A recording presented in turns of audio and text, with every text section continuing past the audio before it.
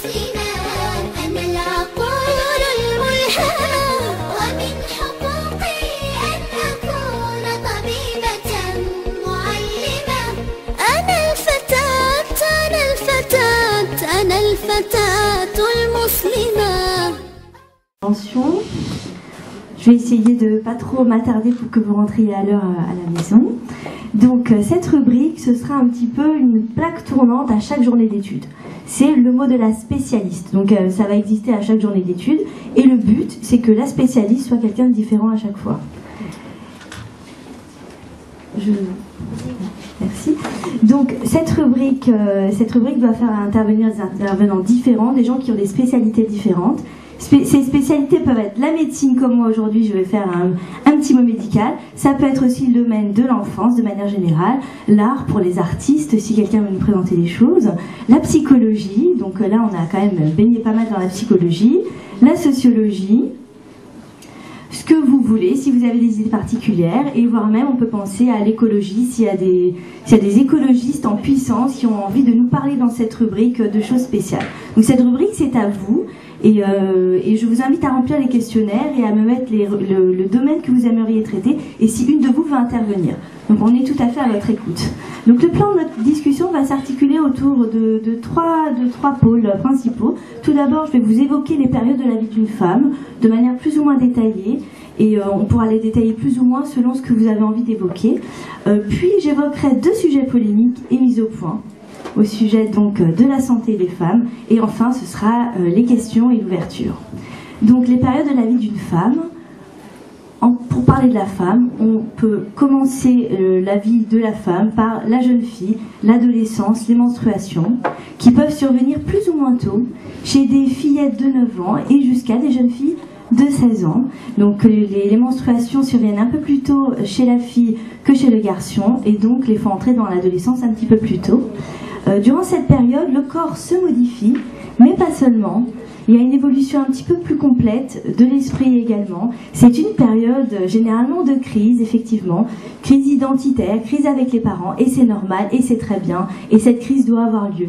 Et si elle n'a pas lieu maintenant, il y aura un problème pour la suite, et la crise devra avoir lieu de toute façon un jour. Donc il faut l'accepter et il faut l'encadrer. Et le rôle des parents, c'est d'être à l'écoute. Parfois, ça n'est pas facile, mais c'est à vous et c'est à nous de jouer ce rôle-là, d'encadrement, d'explication. Il n'y a pas de tabou dans la vie. Il n'y a pas de tabou, tout simplement. Tout peut s'expliquer, tout peut se dire.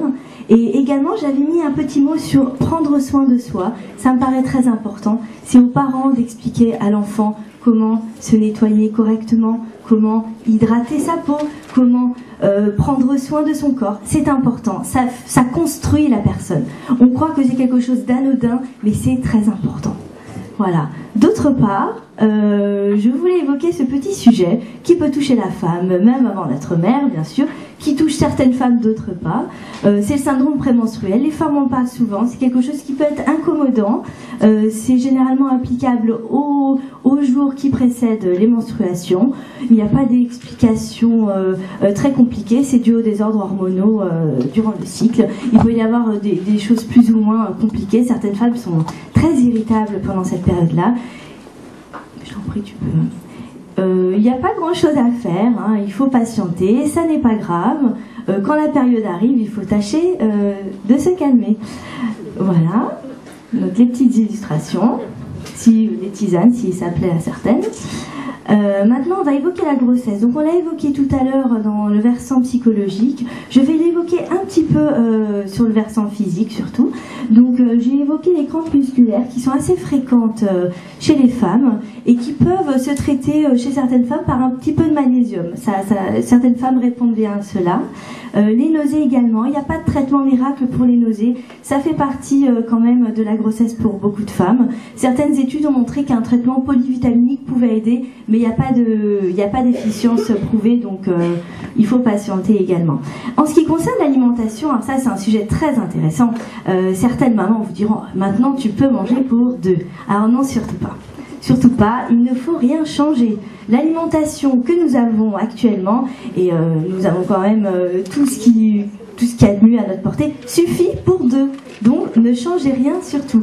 Mangez plutôt plus équilibré d'ailleurs. Donc les légumes, tout ça, c'est très bien.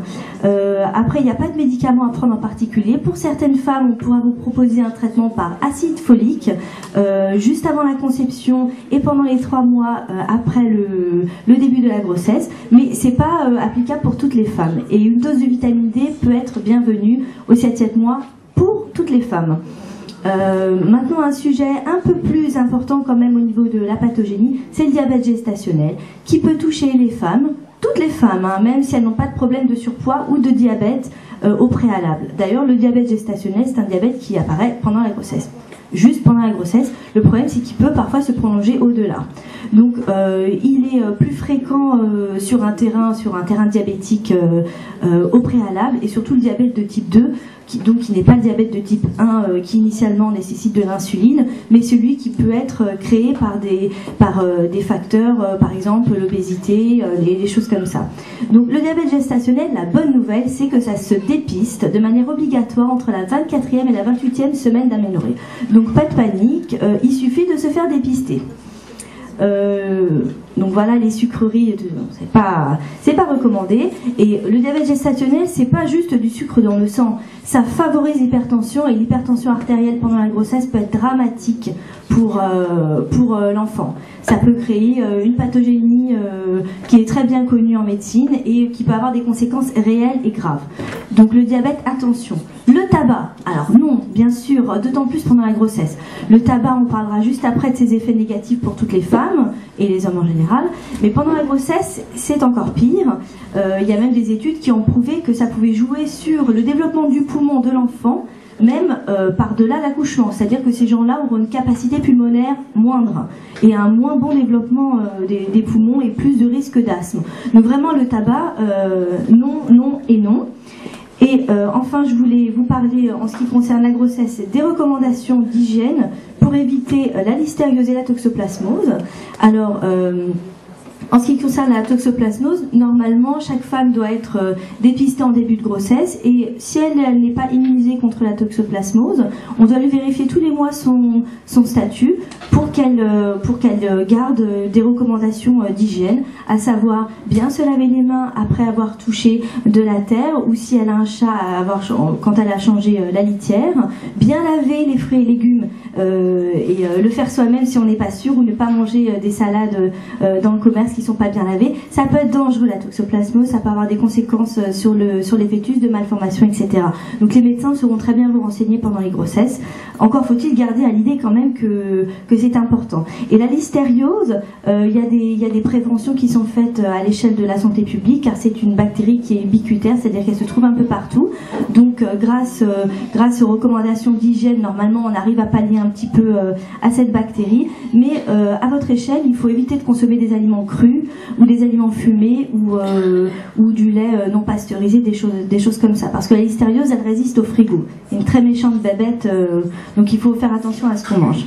Donc voilà pour la grossesse. Maintenant, je voulais vous parler un petit peu du tabac. Donc le tabac, c'est un petit concentré de poison, hein, magnifique. On peut pas faire mieux, hein. Vraiment, là, je vous ai mis une petite liste. Il y a plein de choses très dangereuses, très toxiques. Si on était exposé il y avait du cyanure dedans, hein. Si on était exposé à chaque composant, ça pourrait nous rendre très gravement malade. Là, par inhalation, ça ne rend pas malade tout de suite directement par intoxication, mais ça a des conséquences au niveau de notre corps incontestables, et pour tout le monde. Personne n'y échappe. Donc ça peut agir par exemple sur la peau, ça favorise le vieillissement prématuré de la peau, qu'on mette des crèmes ou pas, qu'on se protège du soleil ou pas. Ça peut atteindre à la fertilité de l'homme en touchant la mobilité des spermatozoïdes. Ça touche le cœur, bien sûr, en favorisant l'athérosclérose et donc les accidents cardiaques, les accidents vasculaires cérébraux. Ça touche les poumons, bien entendu. Donc voici un poumon, le poumon noir bien sûr, d'un tabagique, et le poumon blanc.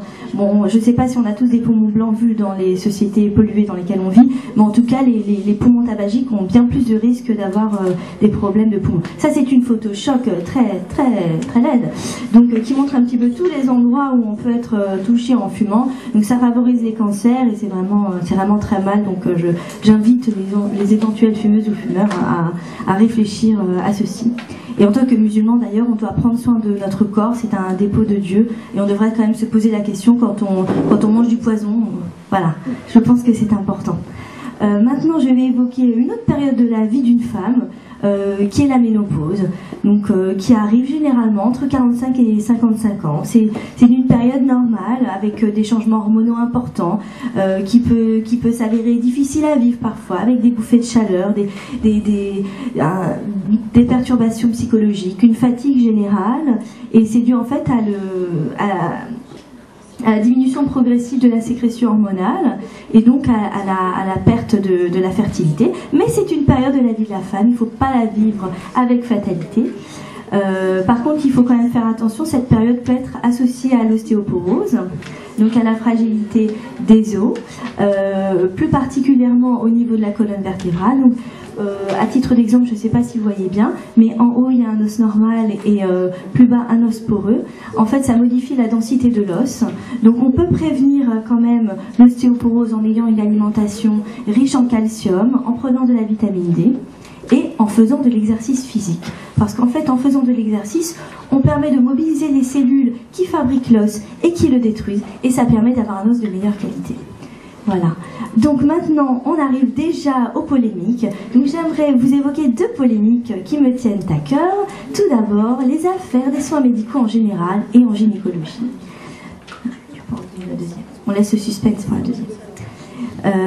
Donc tout d'abord, je voulais quand même évoquer, donc étant dans le milieu médical, j'entends souvent « Ah, mais c'est musulmane, c'est terrible, elle ne se laisse pas examiner, et puis c'est plus possible, et puis on ne va pas s'en sortir, hein, vraiment, on ne peut pas travailler dans de bonnes conditions. » Bon, alors il faut répondre à ça, et je pense que c'est quand même notre droit. Déjà, en tant que patient, on a le droit de choisir son médecin, bien entendu. Hein, il ne manquerait plus qu'on nous oblige à accepter n'importe qui. Maintenant, en islam, il n'y a pas de contre-indication ou d'interdiction particulière à être examiné par un homme pour sa santé. La santé, c'est important. Donc, il faut pas refuser le soin sous prétexte que le médecin est un homme, même si c'est en matière de gynécologie. Donc, si vous avez le choix et si vous avez envie de faire un choix, vous le faites. Mais quand on ne peut pas faire le choix, eh bien, il ne faut pas prendre comme prétexte la religion en disant « ma religion me l'interdit ». Donc, non seulement ça fait des scandales et les médias les utilisent, mais en plus ça révèle quand même une malconnaissance de sa propre religion. Et donc, en tant que musulmane, c'est important de connaître aussi les choses qui nous sont obligatoires et les choses interdites, bien sûr, en sachant qu'il n'y a pas énormément de choses interdites en islam, et les choses sur lesquelles il intervient de la logique et de la réflexion personnelle et de la cohérence aussi. Donc mes sœurs, surtout, si un jour vous devez intervenir sur le sujet ou évoquer votre avis sur la question, je pense qu'il faut avoir un avis clair et que c'est important. Donc en second lieu, j'aimerais évoquer les affaires dites de virginité et de vérification de l'hymen. On en a entendu surtout parler il y a quelques années. Ça a fait des polémiques importantes. Il y a eu des sujets dans des grands magazines de mode. Et à ce propos-là, j'estime que les femmes musulmanes n'ont peut-être pas assez réagi à ces polémiques qui sont choquantes et en plus parfois méconnues pour même certaines musulmanes. Donc je pense qu'il est important de refaire un petit peu le point sur ce mythe, j'aurais tendance à dire, de la virginité vérifiée par l'hymen. Donc qu'est-ce que l'hymen ? L'hymen, c'est une petite membrane qui se situe à 1 ou 2 cm à l'entrée du vagin. C'est une membrane physiologique en fait qui déroule de l'embryologie.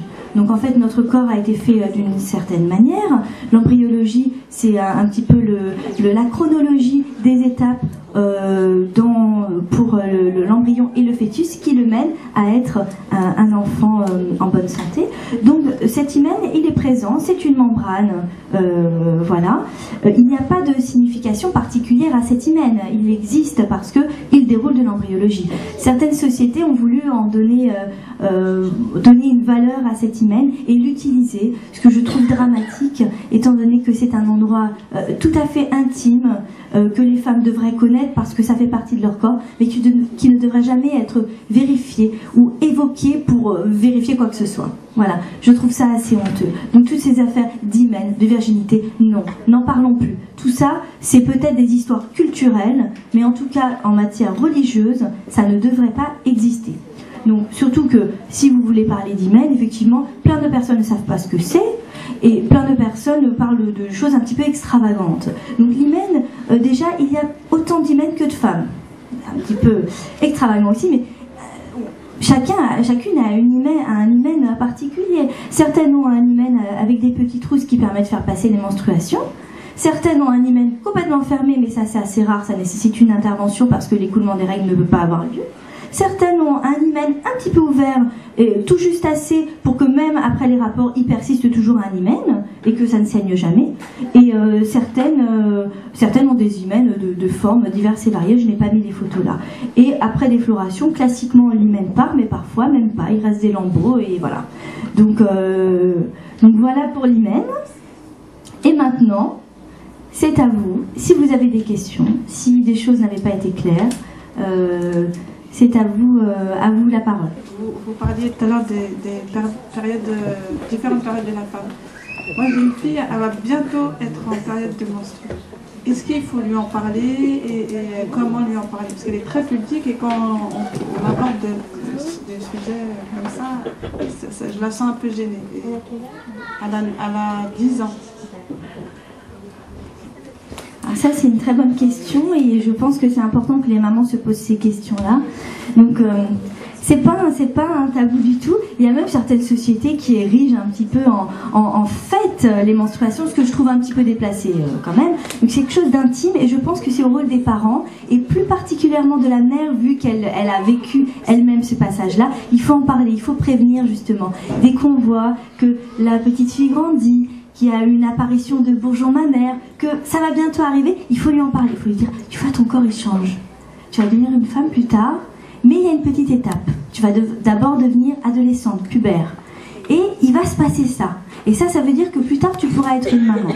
Il faut la prévenir, il faut lui montrer comment on met une serviette hygiénique, c'est important, c'est votre rôle, il n'y a pas de tabou, il n'y a pas de problème, sinon ça peut être extrêmement violent pour un enfant, parce que ce sont encore des enfants. Parfois les règles surviennent assez tôt. Ça peut être très très violent cette image de sang. Mais il faut lui expliquer que ça n'est pas grave, que ça n'est pas du sang qui vient de sa peau directement, que ça va pas que ça n'est pas une maladie, que ça va pas la vider ou lui faire mal. Merci d'être resté jusqu'à cette heure tardive. Et j'espère qu'on se reverra à la prochaine journée d'études. Et je vous invite à remplir les bulletins d'adhésion, les questionnaires également pour pouvoir les analyser et mettre les résultats sur le site. Et également, nous avions mis à votre disposition un livre d'or et un livre des membres, à savoir pour que vous puissiez mettre votre nom et le domaine d'action dans lequel vous aimeriez agir, pour qu'on puisse distribuer les tâches. Et enfin, être membre de la Ligue, ça peut se faire à différents niveaux. Ça s'adaptera à vos attentes et à vos disponibilités, mais vous serez au courant des actions de la Ligue au plus près. Donc surtout, mettez-nous bien vos coordonnées et on reste à votre disposition. Et enfin, la prochaine rencontre, c'est le 3 mars, le samedi 3 mars, pour notre colloque annuel. Et j'espère que vous serez toutes présentes.